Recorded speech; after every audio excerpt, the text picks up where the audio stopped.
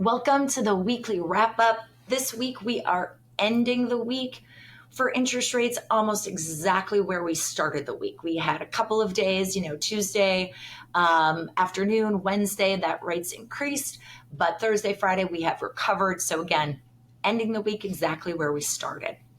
We don't have a whole lot of news next week, but the week after, we have got a Fed meeting. And at this point, it is expected that the Fed is going to pause on interest rate hikes.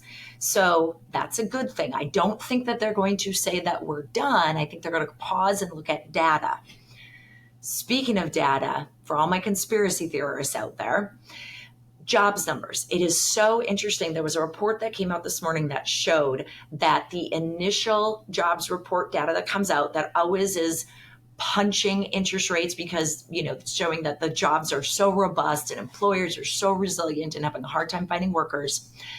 The report that came out this morning showed that from January to August, 7 out of 8 months, those job numbers have been revised substantially lower.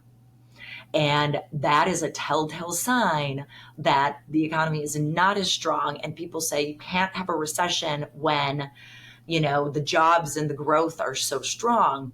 But a recession doesn't start when, unemployment is high. A recession starts when unemployment is low and starts to increase, which is exactly what we saw in the last couple of months. So that is very interesting to see. And again, the revisions are they need to do a better job up front, in my opinion. But next thing you guys need to know, appraisals. There is another option for an appraisal.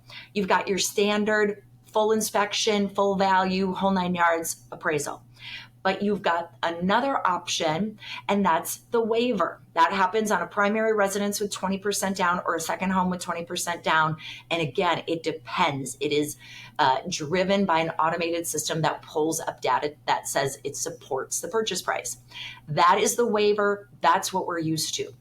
The third piece is a waiver, but a condition inspection. So this is going to come up for maybe those properties that get a waiver, but they still want a condition inspection. So someone will come out, review the property, make sure all the doors and the windows and everything like that are in good shape, good repair, measure. But the difference is on this one, no value is given to the property. So just so you know, there are now 3 options. There's the full appraisal, full waiver, and then there's this middleman that will come when you get a waiver, but you still need the condition or property inspection report, no value. So hopefully that's helpful. So if you see some of those things or hear some rumblings about it, that's what is different and ever changing in our business. Guys, if you have clients that need help or are still thinking that rates are going to come down and that they should wait, please have them talk to me. We have so much data and so much info right now to show them that, prices are very steadily increasing and that is not necessarily in their best interest to wait. And maybe we can get you a couple more deals because we all need it as we go into almost what we call this fourth quarter. So if there's anything else we can do, please do not hesitate to let us know. Talk to you soon.